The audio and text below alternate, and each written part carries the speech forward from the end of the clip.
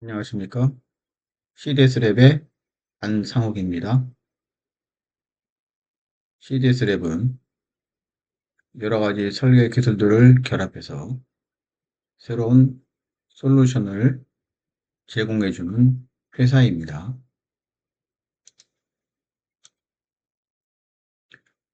오늘 발표할 내용을 간략하게 말씀드리겠습니다. 먼저 회사의 면역을 말씀드리고 실적을 말씀드리겠습니다. 회사의 주 사업 내역을 말씀드리고 여기에 사용된 기술들을 말씀드리겠습니다. 그리고 향후 계획에 대해서 말씀드리겠습니다. CDS랩은 2017년 1월에 설립되었고 그 후 약 4년 동안 아날로그 서킷 레이아웃과 DDI, 시리얼 인터페이스 I/O 개발을 진행했고 이러한 것들을 검증할 테스트 비클들을 개발했습니다. 2020년 3월에 법인으로 전환했고 그 후 약 2년 동안 동부 하이텍 BCT모스 180나노미터 공정에 대해서 SRAM 컴파일러를 개발했고 현재 양산에 적용된 상태입니다. 그 후 약 2년 동안 같은 공정에 대해서 PRO 컴파일러를 개발했습니다. 현재는 같은 회사의 믹스드 시그널 90나노미터 공정에 대해서 PRO 컴파일러를 개발하고 있습니다. 메모리 컴파일러는 SRAM이나 PRO과 같은 메모리 설계 기술이 적용됐습니다. 설계 자동화 기술을 적용했고 이 기술은 파이썬 프로그램을 베이스로 만들어졌습니다. 또 컴파일러에서 만들어내는 모든 케이스의 IP들에 대해서 자동으로 LVS와 DRC를 수행하는 기술이 적용됐고 이 기술은 리눅스 쉘 프로그램을 베이스로 개발이 됐습니다. 또 모든 IP들에 대해서 자동으로 캐릭터라이제이션을 실시하는 기술이 적용됐고 이 기술은 이 리눅스 쉘 프로그램을 베이스로 만들어졌는데 이때 실리콘 스마트 같은 추가적인 라이센스가 필요한 툴은 사용하지 않았습니다. 베릴로그 모델이나 테스트 벡터 그리고 빌트인 테스트 로직 같은 코드들을 개발해서 디지털 RTL 코딩에 사용할 수 있도록 했고 프레임 데이터베이스를 만들어서 오토 PNR에 적용할 수 있도록 개발이 됐습니다. 다 만들어진 메모리 컴파일러는 암호화되고 라이센스 컨트롤을 하는 기술을 적용해서 안정성과 라이센스를 보호할 수 있도록 만들어졌습니다. 스페셜 SRAM으로는 싱글 포트 듀얼 사이클 SRAM이 있고 이는 한 사이클 내에서 리드와 라이트 동작을 순차적으로 수행하는 메모리입니다. 이렇게 할 경우 소비 전력을 획기적으로 낮출 수가 있습니다. 슈도 듀얼 포트 SRAM은 주로 디스플레이 드라이버 IC에 적용되는 메모리입니다. 저희 회사가 보유하는 기술로 레이아웃 메소돌로지가 있는데 첫 번째로는 트랜지스터 레이아웃 시 사이드 이펙트를 제거하는 기술이 있고 컴포넌트들을 레이아웃할 때 미스매치 나는 부분을 제거하는 레이아웃 기술이 있습니다. 컴파일러에서 만들어지는 이와 같은 6가지의 출력들은 ASIC 디자인에 제공되어서 ASIC 설계, 사용될 수 있도록 제공하고 서포트하고 있습니다. SRAM 컴파일러의 구조를 살펴보겠습니다. 먼저 센트럴 프로그램은 각 모듈 제너레이터들을 제어해주고 전체 컴파일러의 흐름을 제어해주는 역할을 합니다. 회로 설계시 만들어진 립셀 데이터베이스는 서킷 제너레이터와 레이아웃 제너레이터에 공급되어서 각각 서킷 넷리스트와 레이아웃 DB를 생성하게 됩니다. 그리고 여기에서 생성되는 모든 IP들에 대해서 자동으로 LVS와 DLC를 수행해서 검증을 마칩니다. 또한 여기서 만들어지는 모든 IP들에 대해서 캐릭터라이제이션을 자동으로 실시해서 그 결과를 데이터베이스화해서 저장해 두고 이 결과를 입력으로 받아서 캐릭터레이션 파일을 만드는 제너레이터에서 캐릭터스틱 파일을 생성해 줍니다. 또한 이 결과 캐릭터리스틱 데이터베이스를 입력으로 받아서 일렉트리컬 캐릭터리스틱 정보를 썸머리한 간단한 요약 정보를 데이터 시트 제너레이터에서 만들어 줍니다. 베릴로그 모델을 만들어 줌으로써 컴파일러의 동작이 완료가 됩니다. PRON 컴파일러를 살펴보겠습니다. PRON 컴파일러는 롬 코드 제너레이터가 추가되었고 나머지 부분은 SRAM 컴파일러와 구조가 비슷합니다. 롱코드 제너레이터는 외부로부터 텍스트 형태의 롱코드 파일을 읽어들여서 이를 컴파일러가 이해할 수 있는 방식으로 변환해주고 이것을 서킷 제너레이터와 레이아웃 제너레이터에 공급을 해줍니다. 메모리 컴파일러의 개발이 완료되면 컴파일러를 암호화하고 패킹한 후에 라이센스를 컨트롤하는 과정을 거쳐서 고객에게 공급되어집니다.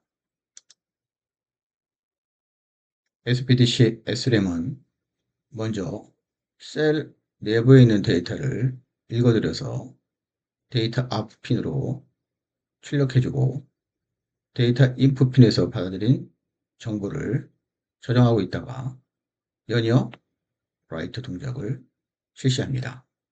이렇게 한 사이클 내에서 리드와 라이트 동작을 함으로써 전력 소모를 낮출 수가 있습니다. 실제 기존의 회로를 사용한 SRAM에 비교해 봤을 때 SPTC SRAM 같은 경우에는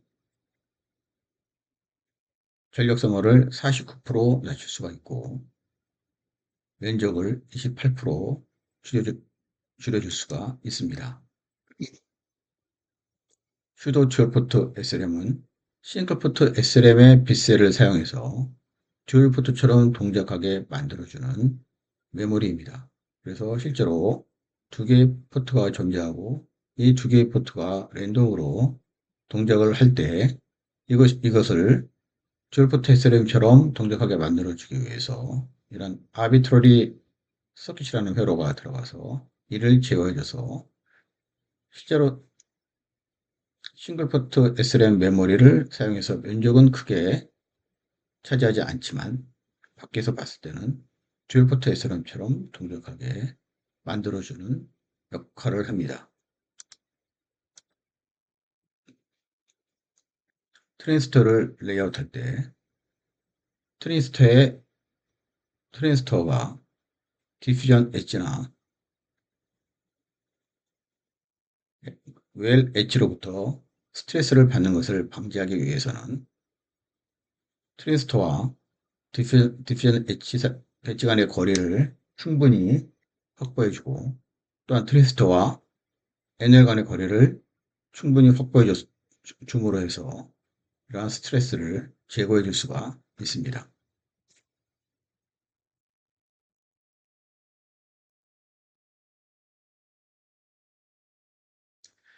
트랜지스터의 특성을 매칭시켜주기 위해서는 이와 같이 지그재그 방식으로 센트로이드 방식의 레이아웃을 실시해 줌으로써 매칭시킬 수가 있고, 이와 같은 방식은 캐피스토어 레이아웃에도 동일하게 적용할 수가 있습니다. 바이폴라 트랜지스터를 레이아웃할 때는 기준이 되는 트랜지스터를 가운데 배치하고 사용하는 트랜지스터를 그 사방에 둘러싸는 형태로 레이아웃함으로써 매칭을 시킬 수가 있습니다. 레지스터를 매칭하는 방식에 두 개의 레지스터가 있을 때 이와 같이 서로 이웃하게 건너가면서 교차로 연결을 해줌으로써 매칭을 시킬 수 있는데, 이러한 방식을 인터디지타이즈드 서펀타인 레지스터 방식이라고 명칭합니다. 향후 계획에 대해서 말씀드리겠습니다. 메모리 컴파일러를 개발할 수 있는 기존의 기술을 바탕으로 스탠다드 셀 라이브러리와 제너럴 IO를 확보함으로써 파운데이션 IP 분야로 진출할 계획을 갖고 있습니다. 또한 SRAM이나 VROM 외에 Non-Volatile Memory 컴파일러 시장에 적극적으로 참여하고자 노력하고 있습니다.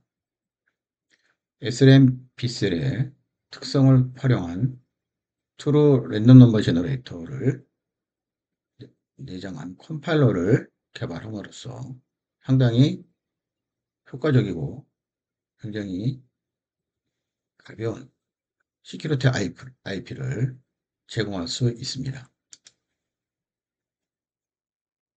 메모리 컴파일러와 스탠더드 셀 라이브러리에 사용된 기술들과 사용한 툴들을 살펴보면 거의 유사하고, 메모리 컴파일러에서 사용한 기술로 스탠더드 셀 라이브러리를 충분히 개발할 수가 있다는 것을 볼 수 있습니다.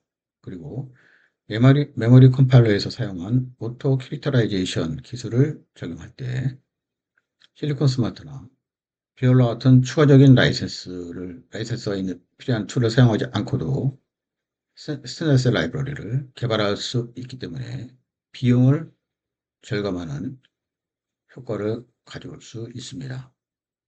제너럴 IO 같은 경우에는 ESD 설계를 위해서 외부 파트너와 협력하고 있습니다. NVM 컴파일러 같은 경우에는 일반적으로 서플라이어들이 자기들이 갖고 있는 IP 테이블에서 선택해서 유저가 사용하도록 제안을 합니다. 그리고 그 테이블에 없는 형태의 새로운 IP를 요구할 경우 약 12주에서 16주 정도의 기간을 거쳐서 새로운 IP를 제공해 주는데, 이러한 기간이 부담스러워서 종종 고객들이 떠나가는 경우가 있습니다.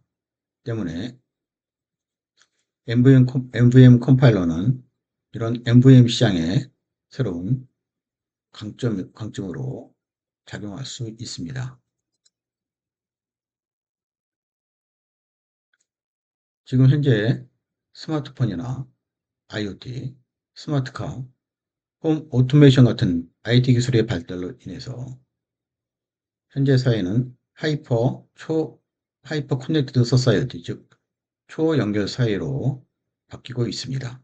그래서 블록체인이나 가상화폐, 클라우드 서비스, AI 같은 산업들이 발전하고 있습니다. 하지만 이럴수록 해킹 리스크가 증가하고 있고, 앞으로도 퀀텀 컴퓨터, 양자 컴퓨터의 개발, 그리고 AI 기술의 발전, 또 딥 러닝 같은 기술들로 인해서 해킹 리스크는 점점 더 커질 거라는 예상을 하고 있습니다. 실제로 현재 최근에 모 대기업의 이메일 계정이 해킹당하고 비트코인의 지속적인 해킹 뉴스가 언론에 보도되고 있으며, 개인정보 유출과 같은 일들이 계속 발생하고 있습니다. 그런데 해킹의 핵심 기술이라 할 수 있는 암호키를 생성하는 방식이 현재는 소프트웨어 알고리즘에 의해서 대부분 만들어서 사용하고 있는데 이 알고리즘은 해킹의 위험에 쉽게 노출이 됩니다. 그래서 암호화키를 소프트웨어 알고리즘이 아닌 하드웨어에 의한 해킹하기 어려운 방식으로 대체하는 움직임들이 있습니다. SRAM은 이와 같은 바이스테이블 특성을 갖고 안정적으로 동작하게끔 만들어졌습니다.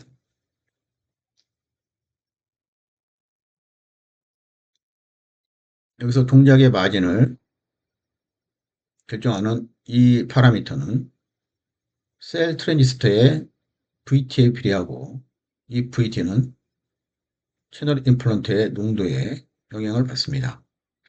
그래서 이 값을 일부 메모리에 적용했을 때 이와 같은 특성으로 바꿀 수가 있습니다. 이렇게 했을 때 동작점이 가운데에 그 상태를 알 수 없는 상당히 넓은 영역이 발생을 하고 이런 메모리 같은 경우에 0이 될지 1이 될지 혹은 0이나 1이 일정 어디로도 갈 수 있는 이런 알 수 없는 형태의 SRAM을 만들 수가 있습니다. 이렇게 함으로써 그리고 이러한 상태를 계속 바깥에서 조금씩 특성 커브를 바꿔준다면 매번 데이터를 읽어낼 때마다 완전히 다른 암호키를 생성할 수가 있습니다. 현재 시장에 나와 있는 하드웨어 기반의 시큐리티 기술을 살펴보면은 첫 번째로 퍼프 방식이 있습니다. 퍼프는 Physical Unclonable Function의 약자인데 ICTK라는 회사에서 개발한 퍼프 기술은 비하 공정의 랜덤성을 이용한 기술인데 랜덤성은 상당히 좋습니다. 하지만 이러한 기술을 실현하기 위해서 새로운 비하 공정이 추가적으로 필요하다는 단점이 있고 코드가 반도체 공정을 진행하면서 완전히 픽스가 됐기 때문에 한번 이 코드가 해킹을 당하게 되면 이것을 사용한 시스템 전체가 사용 불능 상태에 빠지는 단점이 있습니다. 인트린직 ID라는 회사에서 개발한 파워프 기술은 SRAM의 랜덤성을 이용한 것이고 이것 역시 랜덤성은 상당히 좋습니다. 하지만 이건 역시 반도체 공정을 진행하면서 그 코드가 픽스가 된다는 것이 오히려 단점이 될 수가 있습니다. SK 테크놀로지에서 사용한 시모스 이미지 센서를 사용한 기술은 CIS의 서멀노이즈를 활용을 한 것인데 서멀노이즈라는 것 자체가 완전한 랜덤이 아니기 때문에 랜덤성에서 좀 떨어지고 값이 좀 비싸다는 단점이 있습니다. EYL사에서 개발한 마이크로 큐어렌즈라는 기술은 방사성 동위원소를 사용하는데 랜덤성은 아주 뛰어납니다. 하지만 가격이 매우 비싸고 방사능 유출이라는 안전의 문제가 발생할 소지가 있어서 적용되는 영역이 제한되고 있습니다. CDS랩에서 개발한 TRNG SRAM 같은 경우에는 SRAM의 랜덤성을 한 번 더 조정해 줄 수 있기 때문에 하드웨어 방식을 사용하면서도 랜덤성을 임의로 바꿀 수 있는 장점이 있어서 상당히 좋은 랜덤성을 확보할 수가 있고 이것을 SRAM IP에 내장하기 때문에 거의 추가적인 코스트가 발생하지 않는다는 장점이 있습니다. 이상으로 회사 소개를 마치겠습니다. 감사합니다.